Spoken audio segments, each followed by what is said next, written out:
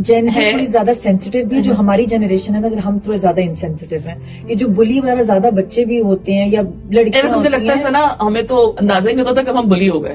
बिल्कुल ऐसे ही हमें पता ही नहीं था, अवेयरनेस ही नहीं थी। बिल्कुल ऐसी है। हमें तो लगता था अच्छा कह दिया तो ठीक है, हमें पता नहीं था कि रिएक्ट कैसे करना है। हमारे बच्चों की जनरेशन है, they are very sensitive toward emotions, towards body shaming और इस तरह की चीजें। कभी किसी के कैरेक्टर पे बात नहीं करेंगे। They are very open and liberal. Specially Lahore, Karachi, Islamabad की अगर आप बात करें, जो अब आजकल टीनेजर्स बच्चे हैं, वो उनके इश्यूज बहुत डिफरेंट है हमसे।